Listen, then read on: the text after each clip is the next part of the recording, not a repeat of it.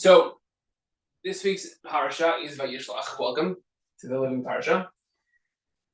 And as we do each week, I'm going to go through the story of the Parsha, of the whole story, and then focus on one specific passage. If you have any questions along the way as I'm talking, please ask them.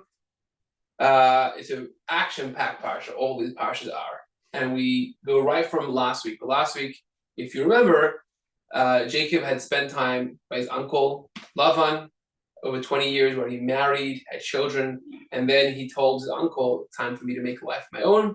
And he actually ran away, and he's going back to his home in Israel, back to his family, and he is on to the next passage, the chapter of his life.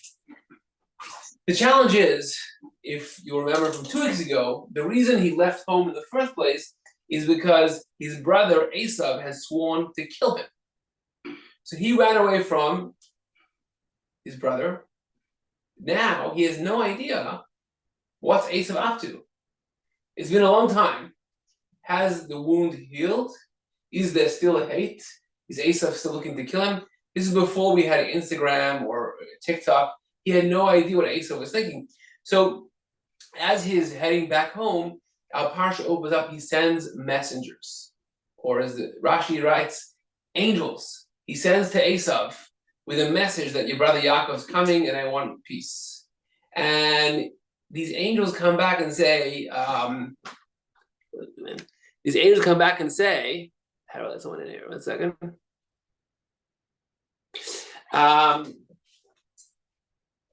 Your brother, not only is he still has the intent to kill, he's actually heading towards you right now with 400 men. An army. And Yaakov is afraid, right? What am I going to do now? And so he prepares himself in 3 ways for this confrontation. He, first of all, prepares very large gifts for Esav to try buy him off. Then he divides his family into different camps, comes to some kind of war strategy. What do I do if he attacks? And thirdly, he prays to God. And this 3-pronged attack, becomes almost a Jewish response to all kinds of tragedies or all kinds of difficulties we face. There's the practical response, there's the defensive response, then we pray. All has to come along with it. What actually happens in practice is Yaakov meet Esav, and in the last second, they hug, they kiss, and embrace. And Esav says, "Oh, my brother Yaakov, so nice to see you. I'd love to. Let's hang out. Let's travel together now. Let's be together." And Yaakov tells him, "You know what? I've got a lot of kids, a lot of cattle. You go on ahead, and eventually I'll catch up." Obviously, no intention to catch up, but it's not clear if Esav really had gotten over this, or if it was a momentary, compassion he had on his brother, but it wouldn't last. Or, as one Midrash says, actually, Esav had tried to kill him right then. And the kiss was really, he tried biting his neck, but was unsuccessful. So whether or not there actually was a reconciliation is up for debate, is unclear. But one thing's for sure, Yaakov did not want to continue with Esav. He wanted to go his own separate way. And as he does go his own separate way, he ends up near a city called Shechem, which is still around Israel, the city of Shechem. And tragedy strikes Jacob again. His daughter, the only daughter we know about from Torah, there may have been others, we discussed this a couple weeks ago, where maybe twin sisters born with each of the boys, but one daughter is mentioned in the text, and his daughter gets kidnapped and raped by the prince of Shechem. And so it's a big, obviously a hard thing for Yaakov and his family to wrap their heads around. And this kidnapper, abuser, comes to Jacob and to his children and says, "Listen, I love this girl. I want to marry her. What will it take?" And now they're in this position. What do we do here? Wait, the rapist said that? Yeah. Oh, wow. He was a prince. He's like, I found this girl and I want to marry her. So, insane. Yes, very insane. But he was in a position of power, right? It wasn't like someone you could just push away. So we don't know exactly what Jacob was thinking. We do know that some of his kids interjected and said, "No problem. We'll marry with you, our families, your families, on one condition. We're all circumcised. We have a tradition from my grandfather Abraham. If you, in your city, circumcise yourselves, then we'll be agreeable to have this marriage. And so here's the prince. He goes, tells his father, and if everyone has to circumcise themselves. They have no choice. So all the male inhabitants of Shechem circumcise themselves. But this is all a ploy by these two sons of Jacob, Shimon and Levi. And when everyone is recovering from the surgery of circumcision, they go in and they wipe out the city. They go in with their swords and they take revenge for the kidnapping and abuse of their sister, and of course get their sister back. And there's an entire debate here in the commentaries what gave them the right to do this. Did the city people do anything wrong? Was it an act of war? And how does it, even within the context of war, was this ethical? That Father Jacob was upset at them. Does that mean he didn't agree with their actions?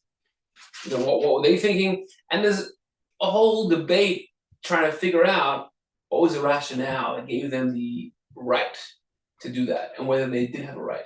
And there are suggestions why they would have a right and why they didn't. And it's an interesting back and forth. But they did it. And now Jacob's afraid. 1 second.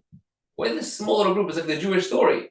We're this small little group of people, and now everyone's gonna hate us. We've just done an incredible act of violence. His children say, 1 second, not true. Everyone's gonna be afraid of us, and they'll respect us. We stood up for ourselves, and we defended our honor. Our sister shouldn't be taken and done whatever she want with her. And so, although Jacob was afraid, he ends up being okay. And everyone around, the townspeople, those towns around where they are, don't attack him and end up respecting him and having this sort of truce. And then the portion finishes with the genealogy of Esau's family. The entire end goes through all Esau's children, grandchildren, great-grandchildren, the different kingdoms they had, and kings, and goes through their lineage. Was the wrestling in the prior? The wrestling this one, I guess the wrestling right now. Yeah, I skipped over it. But it's not in the text either, though. It is. I skipped over because I'm going to focus on that tonight. So I skipped it over because I'm about to get to that right now. Yes. It's on what page? It's on page 207. Oh, it's over there. Okay. So that's the storyline of the Parsha. There's one little thing I glossed over because we're going to focus on tonight. While Jacob was preparing himself to meet Esau, the night before their fated encounter, he's crossing a river, a little stream, and he takes his whole family across, brings all his belongings across the river, and then he's left on the other side of the river by himself. Why was he by himself? We're not sure. Text doesn't tell us. But while he's there, he has this wrestling match with an angel or with someone that goes all night. I want to read a text inside together and then to analyze it and try to make some sense of it or come out with some kind of explanation. What's going on over here? What is it teaching us? And what we can learn in our own lives from this story. So verse 25 in page 207. Again, the bold is a literal translation, and the regular font is filling in gaps. Thus, Jacob remained on his own on the north shore of the Yabok River. Esau's guardian angel assumed the physical form of a man. So again, the text just says a man. Commentaries, Rashi says it was a guardian angel of Esau. I'm going to read basically just the bold text now. Wrestle with him until the break of dawn. When he saw that he could not overcome him, he touched his hip joint, so that Jacob's hip joint became dislocated as he wrestled with him. He then said, "Send me on my way, for dawn is breaking." But Jacob replied, "I will not send you on your way unless you first bless me." The angel asked him, "What's your name?" And he answered, "Jacob." The angel then said, "No longer will be said your name is just Jacob, but you will also be called Israel. For you have striven with me, the angel of God, and with men, and you have prevailed." Jacob inquired and said, "Please tell me your name." He replied, "Why do you ask my name?" And so he blessed Jacob then and there. End of the story. So we look at this text, look at this story, and I want you to think. Yeah. So this translation is, I mean, it's very different than the standard one. Even just the bold. Like that question, it's just why do you ask me what my name is? That's not the traditional one that I have. How does yours translate it? He says you must not ask me that, if I'm not mistaken. It's not a question, I don't think. Well, the Yeah, Hebrew I'm is Lama Zet Shalashmi. Lama, why? Why do you ask my name? Oh, there is. I mean, maybe I was translating it, but that is sort of. I think but this is quirky, right? Though it's like it's different. It's different. This translation is it's not attempting to be literal. Okay. It stays as little as it can, but it's attempting to translate it through the lens of Rashi and other commentaries. So even the actual bold is different, already with the spin, yeah, with interpretation of Rashi. Yes. Yeah, I can see that. So that's a feature of this text. So who is this mysterious figure that Jacob wrestled with? What was their wrestling match all about? What's the significance of injuring his hip joint? And then a blessing, the morning comes, and this is all in the backdrop of him having to encounter Esau the next morning. And he's left alone on the back of the river. There's so many strange details here. The story is like, what's going on? It begs the question, like, there must be some depth here. There must be something beneath the surface of this text that is just waiting to be uncovered. So I'm going to pose these questions to you. Any ideas, any suggestions of what this all means? Or even part of it means? I'm just curious why he thought the angel could bless him, because the angel is just a messenger of God. He doesn't even know. It says a man, really, in the text. So right, the actual text is a man. So first of all, who was it? Was it an angel? Was it a man? Second of all, let's even say it was an angel. Did Jacob know it was an angel? Did he think he was a man? And third of all, you said, what made him think that he could bless him? And what is this blessing he's asking for? And there's something else. A miracle occurred. The sun rose earlier than it naturally should have. So something's going on in the heavens. Yeah, so as this finishes, the sun rose. And again, that's the commentary that rose earlier from Rashi. Text says the sun rose there then, and that helped him heal. And he could walk properly. But this earlier than it should have. Yes. So it was disrupted by something. It's very good. Rashi, that's not in the text. It's not in the text. No, the text says that the sun rose. Right. But it does say the sun rose for him. The text, Vayishlach lo hashemesh, the sun rose for him, which leads Rashi to say, what does that mean for him? It means there was something different by the rising of the sun, specifically for him, i.e. it came earlier.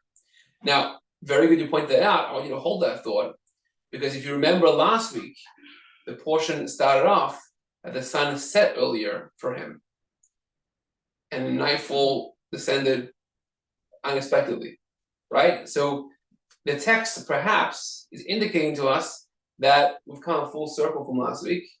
Whatever began last week as Yaakov left Israel and the sun set unexpectedly, nighttime, he encountered the night. Here, the opposite, where he's encountering the morning, and the morning is coming earlier, right? It's the inverse. As he leaves Israel, that happens, and as he makes his way to Israel, the opposite happens. So what does that mean? Any ideas? For this Rashi interpretation of this. No, in general, back to the story. Any ideas what this whole story? Oh, in general, it's the same way I've read other things where I look at the plain meaning and I think of it in, like he says a man, and so I think it's Esau. Okay. Now I see what Rashi's doing. Because clearly there's a conflict with Esau that's a shadow conflict in the story, and what Rashi's doing is he's associating this angel with Esau by calling Esau his guardian angel. So he's sort of saying it's Esau, but it's not Esau. It's an angel of Esau. Right. That's how he's doing that. But to me, he's on this side of the river. Esau is an enterprising guy, he's a hunter, he's smart, he's aggressive. He goes over there. And what was his purpose and what was his motivation? And what was the conflict? What was he trying to attempt to accomplish? Was he trying to kill Jacob? But maybe not. Maybe there was something else going on there. But it's a test between the worlds, even under Rashi's reading, you could say so. Right. Yes. So Rashi definitely reading it. Whether it was Esav or an angel of Esav, Rashi's reading that this conflict was a precursor to them meeting the next day, right? So whether Esav itself or the angel representing Esav, so the spirit of Esav, was struggling with Jacob, who's going to win, and they couldn't come to an impasse. They couldn't decide that to call it a tie, right? And then Rashi actually explains beautifully with this what he was asking for a blessing. He actually wasn't asking for a blessing. He was asking, acknowledge the blessings are mine. That you claim I stole your blessings, which goes back a few weeks ago, where Jacob took the blessings from his father Isaac that really Esau deserved. And now, after this entire night of struggling, he says, acknowledge the blessings of mine. Hand me the blessings. Don't bless me now. Hand me, acknowledge those blessings. And that is then alluded to in the name Israel, which Jacob is given. Because Israel means that Jacob, the name Jacob, comes from Yaakov. Ekev is to heal, the heel of a foot, or also to fool people. And so Jacob had this kind of undercurrent of fooling people, fooling his brother, fooling his father. Or that was at least how he was perceived. And Yisrael comes the word sar, minister. You're someone who has sarissa. You've overcome your foes. It's like you're not getting anything back channels. You are conquering. You are up front, getting what you need. And so you no longer have that attitude that you had to undermine your brother and fool him to get the blessings. Now you deserve them outright.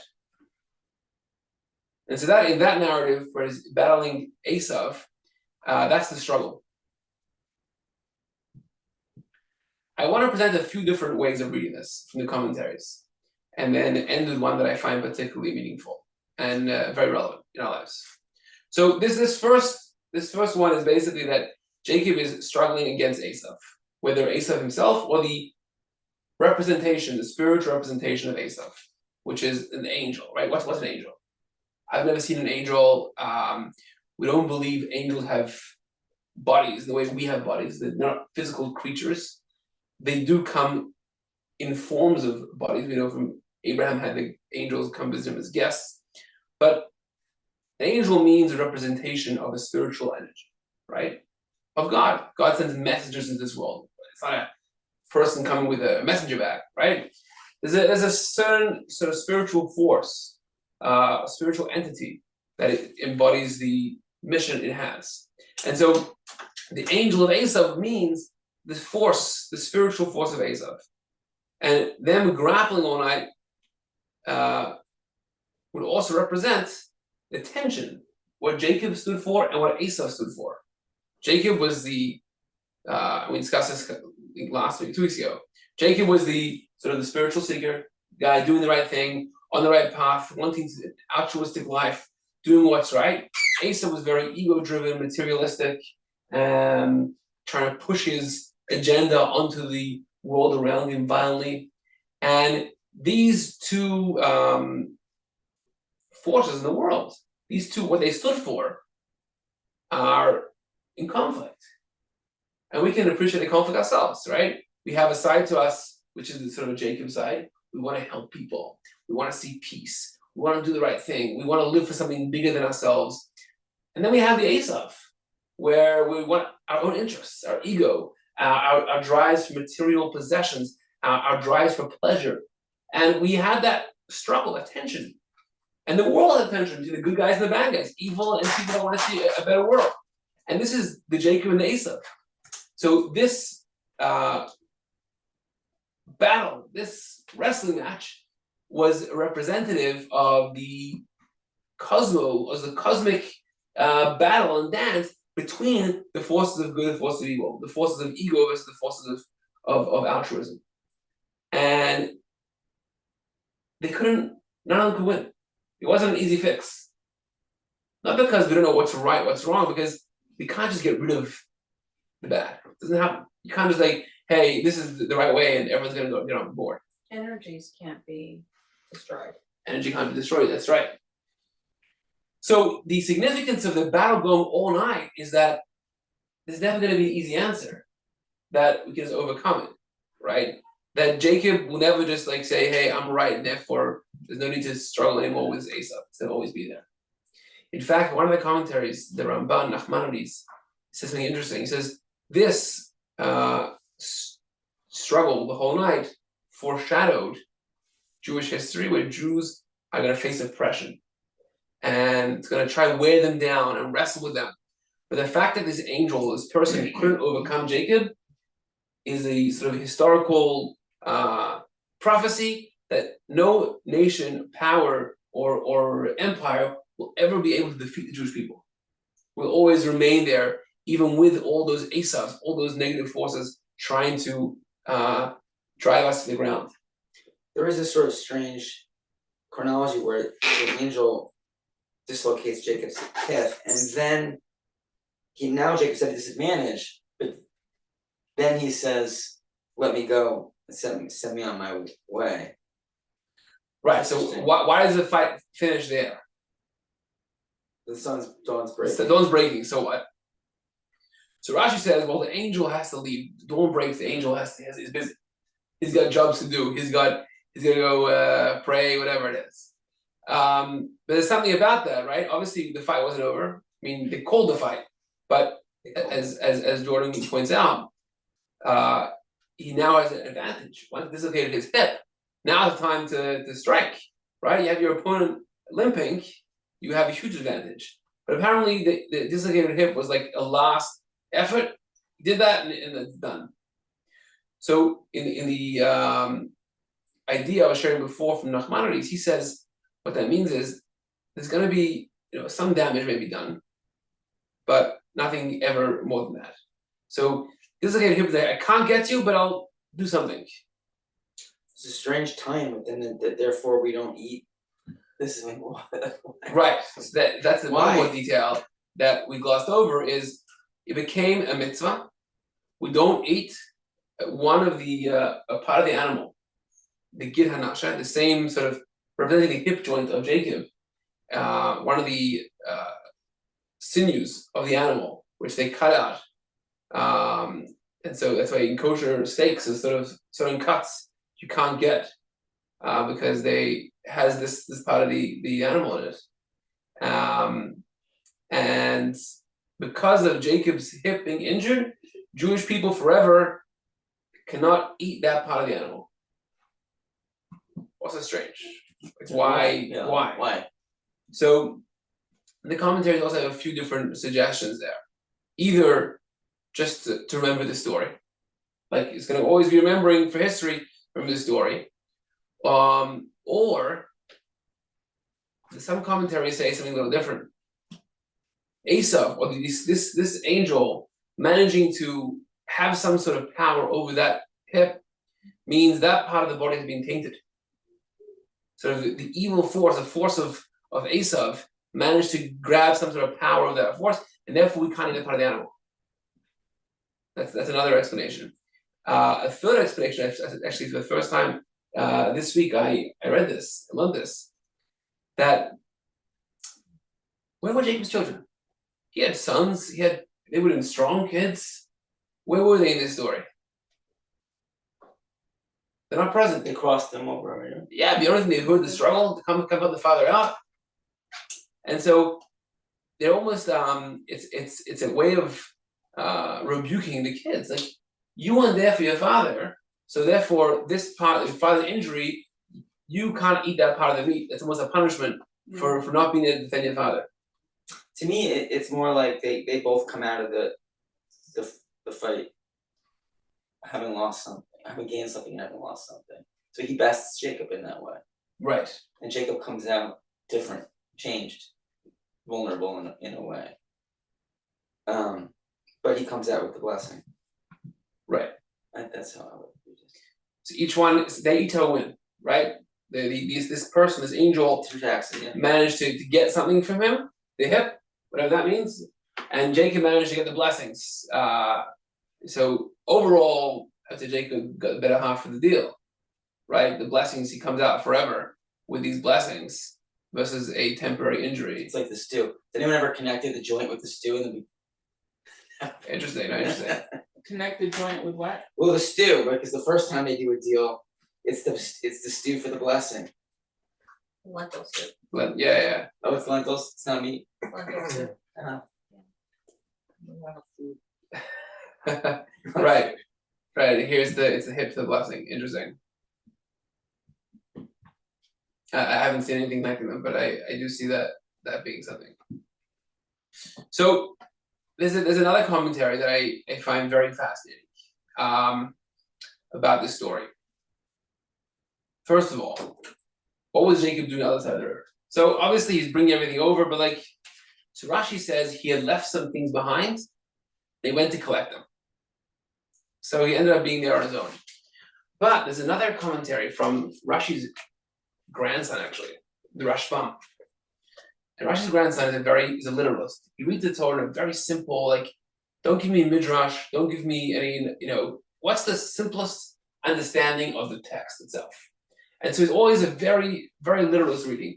And he doesn't like adding things in that aren't there. He says, what's Jacob doing there? And he says something fascinating. He says, Jacob was trying to run away. He was afraid of his brother Esau coming towards him with an army. His older brother, who had sworn to kill him, right? And Jacob prepared himself, but in the last moment, in the final hour, the night before, he couldn't confront this. And he was attempting to escape, to run away, which is a little mind-boggling, that he leave his family behind. So it's a strange thing. Maybe he meant take them with him eventually, whatever it means. It says Jacob was crossing the river to escape this encounter with Esau because he was afraid. And God sent this person, this angel, to stop him. He says, no, you have to confront him. You have to confront Esau. This is your destiny. Esau is not going to kill you. There has to be this meeting to Jacob and Esau. You have to man up here. And you have to man up here. And this is your moment. All of history is waiting for this moment where you, the force of good, confront Esau, force of evil, and overwhelm, overcome. Don't shirk away from your responsibility. Don't be afraid of this confrontation. So this gives now a whole new dimension to this struggle. It wasn't necessarily, the struggle wasn't Esau versus Jacob. It was Jacob versus himself. Jacob to run away, or Jacob to stay and confront. That's what he says is the context here. The Rashbam. Now, I'm going to add to that from another commentary, from the Kli Yakar. I don't know his name. It was about 400 years ago. It's in some of the Chumash have it. And he says another idea which I think goes very well together with this. He said this struggle between this person and Jacob was really between within himself. He had the struggle.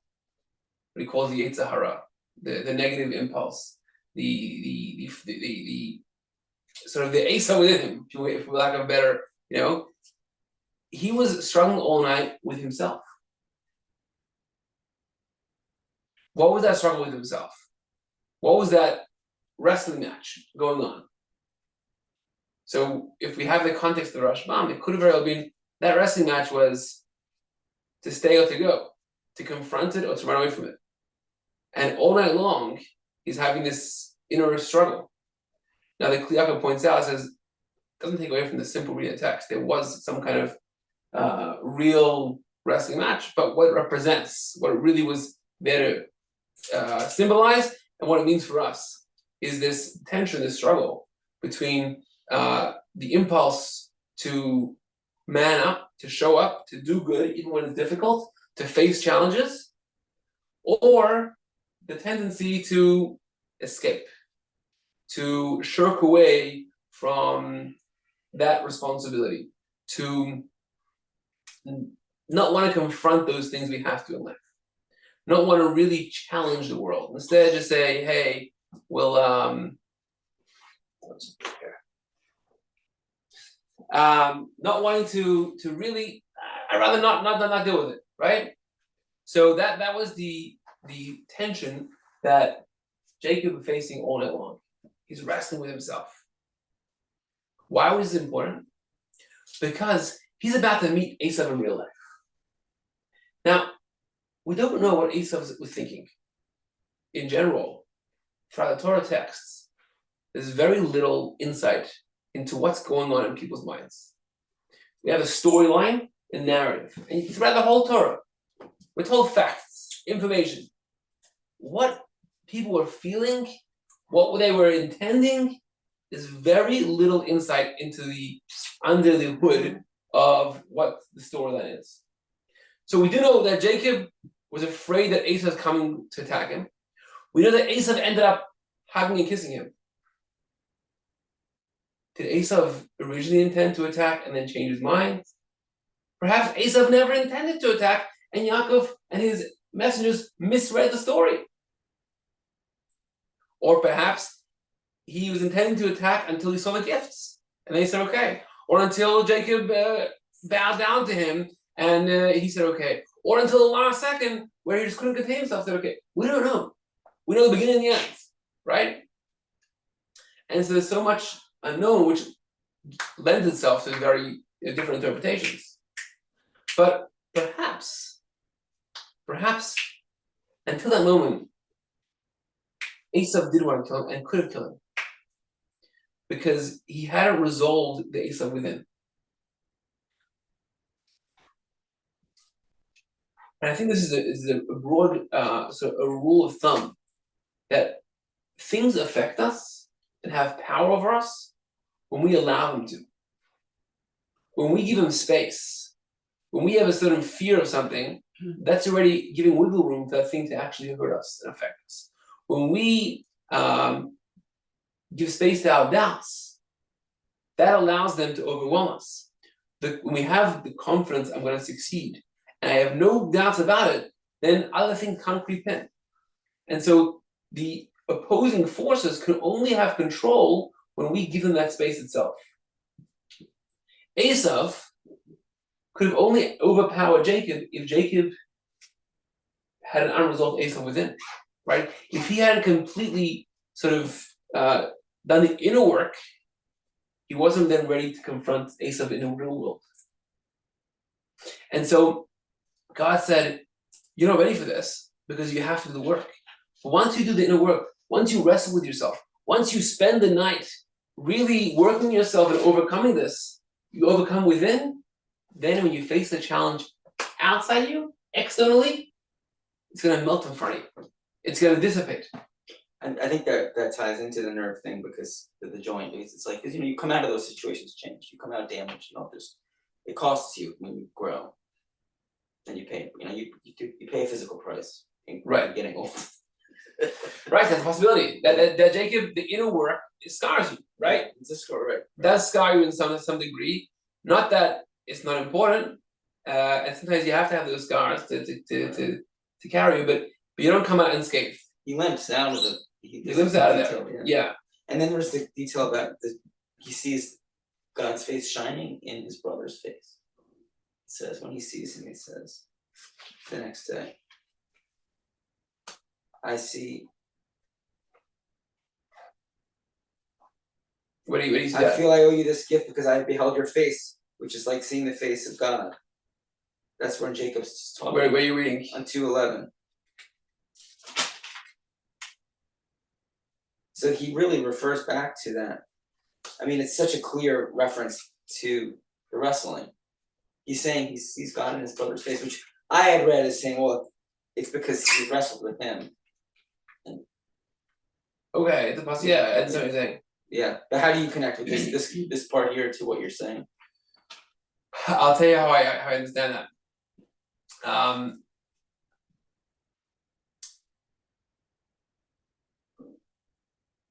We spoke about this a couple weeks ago that it's an oversimplification to say Jacob is a force of good and Esau is a force of evil, right? Everything has its good, has its advantage and its purpose, and that's why Isaac wanted to give Esau the blessings because he saw that incredible force that Esau has, right?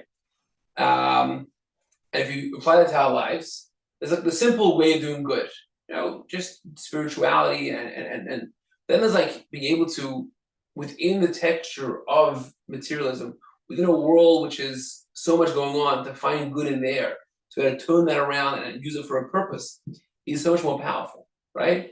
Say I'm staying away from confrontation, I'm just doing the right thing. Nice. But to like go into lines then, to be part of the world and to use the engagement with the world for positive, you can affect so much more, right? So the Esav element, if it's harnessed for positivity, can be an incredible force of good. And that's why Isaac wanted to give Esau the blessings, but Rivka said, we're not ready for it, right? At this time, you give it to Esau, it's going to go run amok. This meeting, in the Zohar says, this meeting of Jacob and Esau was like a messianic moment, where Esau was kind of, in that moment at least, incorporated into Jacob's system. Esau was purposed for positivity, which is like the entire idea of Mashiach, where the world itself will be filled with good. There won't be wars, won't be any more jealousy. Just the material world, the human experience itself will be elevated to something entirely spiritual. It's not like, we have to escape and live on a mountaintop, and that's reality itself. What we term to be as negative, as something which is crass and materialistic, that's going to be positive. That's going to be, we're going to find the positivity in there. That's the messianic ideal. And so that moment where Esau embraces Yaakov is like the impossible, where Esau comes around, where he remains Esau, yet is geared toward positivity. But it takes incredible work to be able to see that and do that. And that's why Jacob tells him, you go on ahead, I'll meet you. Meaning, we're not ready for this yet. We got a lot of work to do until we actually realize this in the world. Eventually I'll meet you, which means eventually we'll get there and we have to harness Esau. But we're not ready for it now. That's why he holds back. That's why he holds back. He says, we have this incredible moment now, but it's not going to last because there's a lot of work to do. So we read a lot about Yaakov's internal struggles, but we don't know about Esau's internal struggles. Are there any? No. So, very good question. I'll say something very interesting. If you look on page 208, the third to last Hebrew line of the text, it's something very rare. In the middle of the line, the Hebrew word Vayishlach, and there are dots on top of that word, if you notice that. A bunch of little dots on top of the word. Mm-hmm. Third to last Hebrew line on 208, middle of the line. Mm-hmm. Those dots are actually in the text of the Torah itself. So the text of the Torah, if you open a Torah scroll, has no punctuation, no vowels, no anything. It's just letters. That's why to read the Torah, you have to do a lot of practice. You have to know the words, you have to know the trope. Baritzah learns for like a whole year just to be able to read the passage. In the Torah, there are dots on top of this word, Vayishlach, which always means, it's a few times in the Torah, and it always means this word should be taken a little bit out of context, or non-literal. The word Vayishlach means, and he kissed him. Is what? And he kissed him. So the Midrash here says, what does it mean here? And there's a debate, of course. One opinion, the Midrash says, he kissed him, it wasn't wholeheartedly. Esau still had animosity, still resented Jacob. At this moment, he decided, I'm not going to do anything about it. So he got him for the kiss. But it wasn't authentic. It wasn't real. So the kissing has to be taken a little bit out of its literal term, meaning. The other rabbi says the opposite. No. Jacob, so Esau, at that moment, was so overcome with emotion for his brother Jacob that he kissed him wholeheartedly. So why the dots? Because it didn't last. Esau was still a hater, but it was temporary. He went out of that sort of nature of his, was overcome with emotion at that moment that he kissed him, despite still being an Esau. So another midrash says he actually tried to bite him, like as I mentioned before, and Jacob's neck turned to like stone, and he couldn't bite him. He wanted to kill him. So there's something here which does give some kind of insight into what's going on, but unfortunately, not clarity. What are Right? the other examples when they use those? The dots. I can't think of any offhand. I have a question. Yeah, sure. Sorry, go ahead. I'm just wondering, does Yaakov and Esau meet again after this? Never No. again. Well, the isn't it Isaac's burial, right? When Isaac dies, doesn't it say they're both there? When Isaac dies, Like here, it's later in this. yeah, There's a reference to both. could be. Let me look at those. Look, Interesting that it doesn't. Yeah. Yeah, I mean, the trust is gone. We tried to tell them again. well, that interpretation, yeah. Esau decided to fight him, like, that would make me. Yes, they went to bury him together. never see him. They went to bury him together. You have it on page 220, 221. In verse 29. Hopefully he had all his sons with him, that's fine. Yeah, he has some defenses. The father's, maybe there's the father's grave. There's a little bit of Yeah, it feels like a resolution to me. Oh, I yeah. read this sort of like this. But the simple reading text seems to be there was some sort of resolution, right? They hugged and kissed. So. So that midrash that tried killing him is a midrash, but the simple narrative does seem to imply there was some kind of resolution, if not a whole, because they went separate ways after this, but there was some kind of harmony between them. Okay. I mean, if I was Yaakov, I wouldn't ever see Esau again, Right. because they tried to kill him. What's the trope like for that? Is it just Where on the kissing? yeah? It's nothing. Actually, it's like a comma. Et nafta. So I want to just finish this idea. So Jacob is wrestling all night, which gives him then the ability to face Esau and Esau overcome. Because Jacob did that work, therefore Esau actually changed. His inner work allowed the outer world to reflect that. And Esau saw him and said, oh, I'm respecting this. And that then allowed Jacob to see an Esau facing God, right? So it's a two-way street. Because he then was able to see in Esau the positivity, how it can be harnessed, and Esau can see in him the respect he has for him, and there's that harmony and unity that he affected. I just want to, yeah. So I just have a comment, I don't even know if it's a question, but it did say that Yaakov put Dinah in like a crate or something, that basically to hide her from Esau. And then he was criticized for that because maybe she was such a righteous woman that maybe she could have turned him around. I don't like that, to be honest. Fair. It's It's just a very very strange comment and story. I don't want to get into it now. Okay, That's just a comment. Yeah, it's not in the text of the Torah. It's in Rashi brings it because the Torah says that he came to Esau with 11 sons and his daughter's missing from this stuff. It's not mentioned. So the Midrash says, and Rashi brings it here in his commentary, that he hid Dinah so Esau shouldn't want to take her. Yeah. Which Dinah ends up later on, right, being actually abducted and raped by Shechem, right. which is kind of his fears were realized. But he says he was taken to task because he should have allowed that to play out. If allowed Esau to be attracted to her, and she may have been able to influence him. But very strange. I'll add to the strangeness.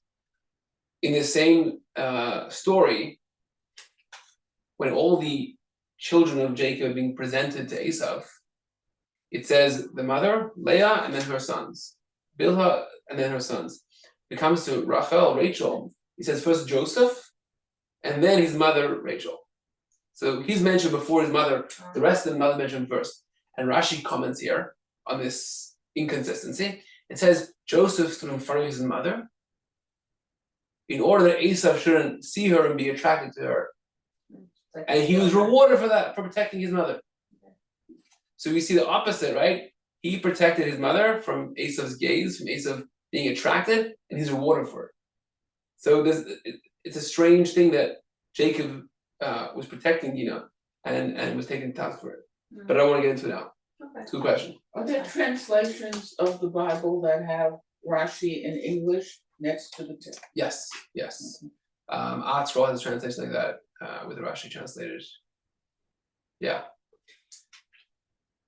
So I want to finish the few details that in the story now come together.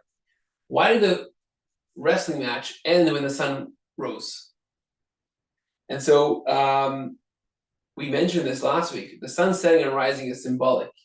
Darkness ascending means a sort of a darkness, a spiritual darkness, or a sort of a hovering uncertainty.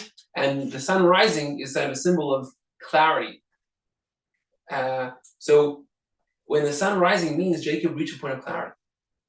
Jacob reached a point of incredible faith in God and clarity that the world was light.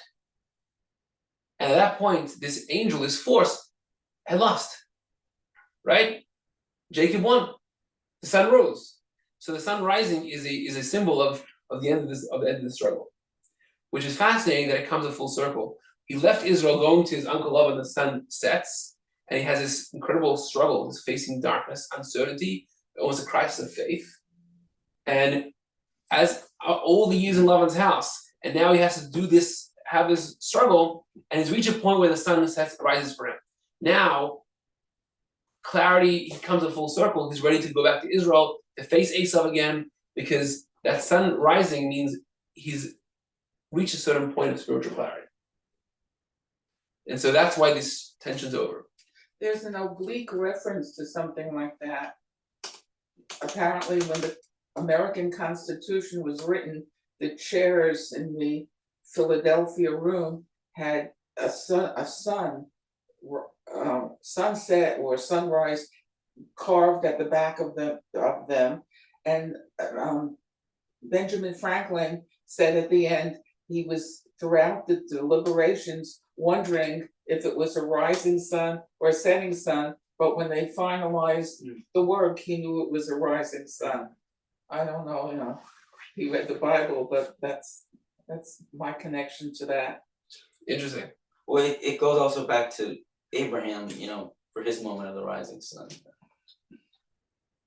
Early in the morning. Right. Yeah. Right. We're at that. I don't know if the reference there to the rising sun though.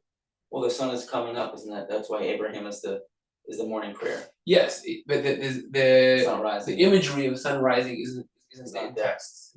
Because he woke up early in the morning, but the imagery of the rising and setting sun, I don't think it appears there. Fair. That's true. So this gives a whole new perspective to the story, right? And I think it lends it also to be very relevant. We all go through this in our own lives. We face adversaries, we face challenges in life.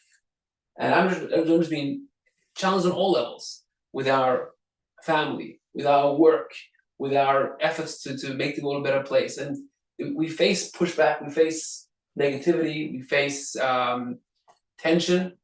And especially as Jews, we're standing up for our own truth, to be that Jacob, a voice of truth and morality in the world, and we face incredible resistance from this force of Esau, literally from haters that, for no good reason, want to see us dead. And then we have to. One approach is to shy away from the confrontation. I'm going to sit this one out. I don't want to get involved in this because it's gonna get messy. And perhaps that's the Jacob so crossing the river. Let me live peacefully, and the entire world isn't my problem. The Jewish people aren't my problem. I'm gonna live alone, be okay. But then, we don't have the luxury of doing that. Quite literally, often there are forces that pull us back in. And I think we've seen that in society in the last 14 months, where so many Jews who kind of chose to remove themselves from this debate or from this active engagement in the Jewish people were schlepped in. You kind of almost escape it. And there's this force that's saying, I'm coming after you too, right? I see you there. And it forces us to reckon. reckon what does it mean for us? What does it mean for me? And to really have the internal struggle. But the truth is, it's a blessing in disguise because we can't ever be successful in the external struggle if we don't have success first in the internal struggle. You can never face someone who hates you or a doubter and be successful if you have self-doubts as well. If you're not confident, if you're not clear, if you don't have that clarity, then they actually have an easy way of having a grip over you because you've made space for their influence by having that own doubt within yourself. That's true in so many areas of life. And so we have to do that inner work, that inner struggle, work on ourselves to really get a good idea of who we are, what we stand for, what our truths are, what our values are. And we have that internal peace, the rising of the sun, we have that clarity. We understand why we're here, what we really want in life, what's really important to us, a spiritual purpose. Then we're able to face the world and we have almost like this inexplicable success where the barriers break down.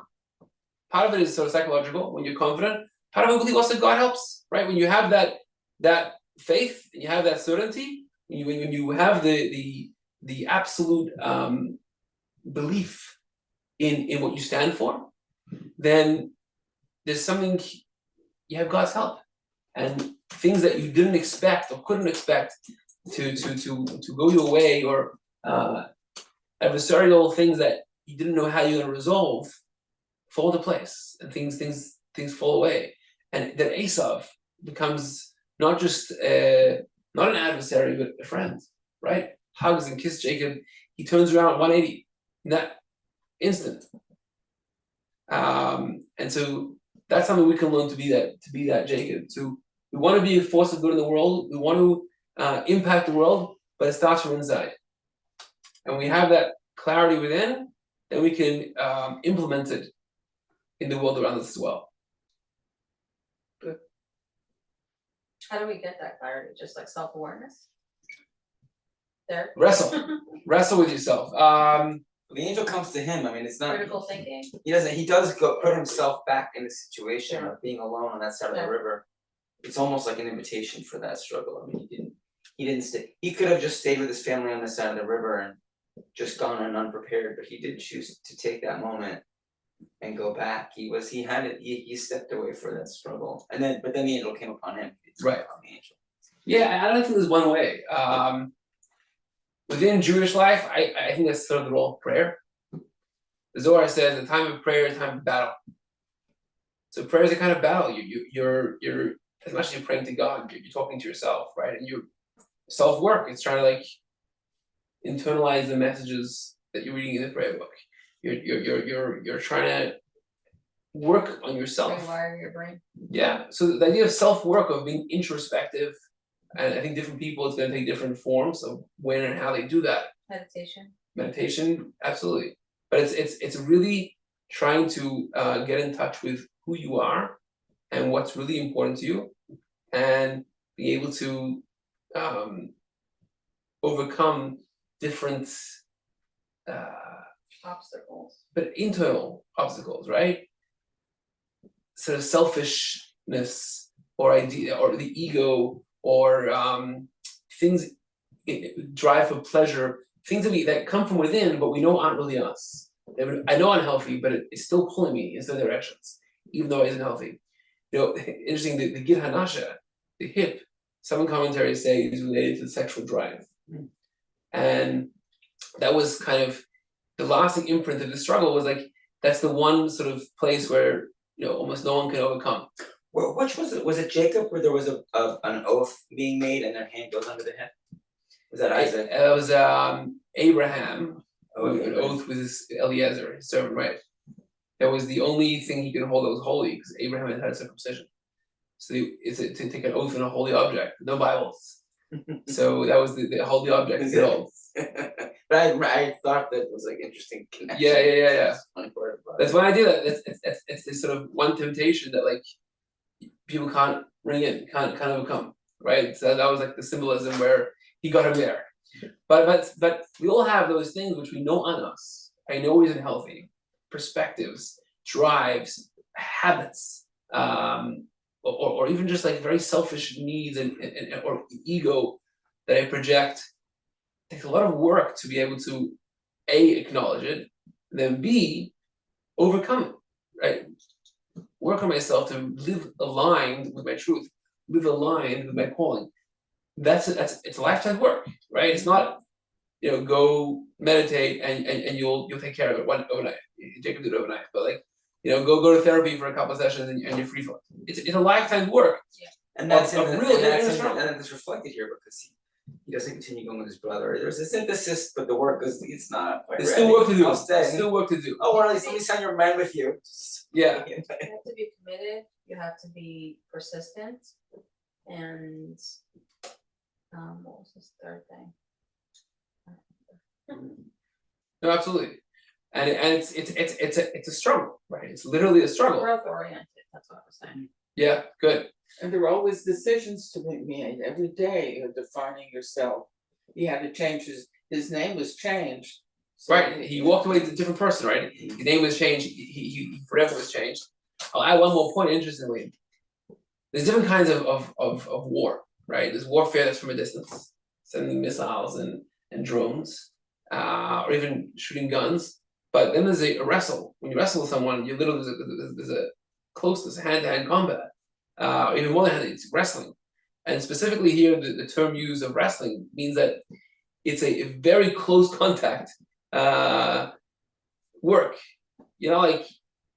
I'll take care of that person's problems. It's very very much it's with you always, right? You're walking around with it and it's attaching itself to you. And what's fascinating is the word wrestle that's used here, Vayavik. It's a strange word. We don't find it anywhere else in Torah. And actually the commentaries try to figure out what this Hebrew word is. Does it come from the term dust, because they're kicking up dust when they're wrestling?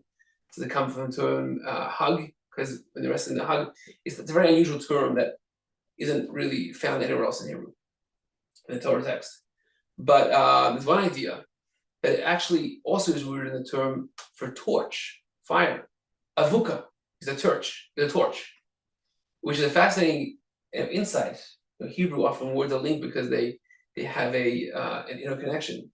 That what is the real struggle is to have that, to find that light, that torch, right? It's a purposeful struggle. It's not just because I'm struggling, right? And it's struggling because I know there's light and I'm trying to reach that light. And the only way you can have that light is if you struggle, right? And fire is created with tension.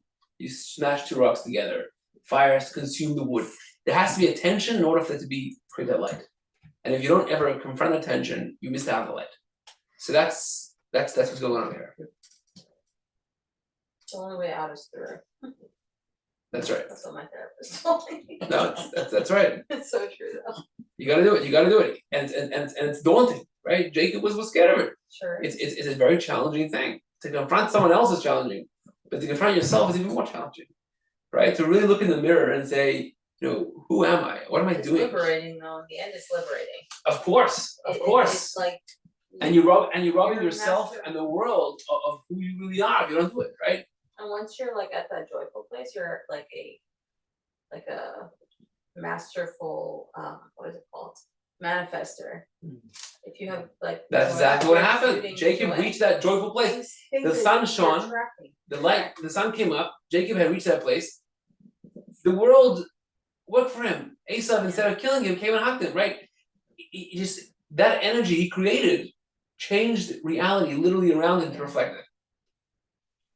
So we have that power. It's good that he had the Amuna to go in the first place, because that's what his defining character trait is. Yeah, so maybe he didn't. He tried running away, possibly, right? Well, in that interpretation, he tried escaping. Sometimes you can't. You can't escape. Yeah, Hashem wouldn't let him. We wouldn't be here if he would have, right? We're counting on him. All right, guys.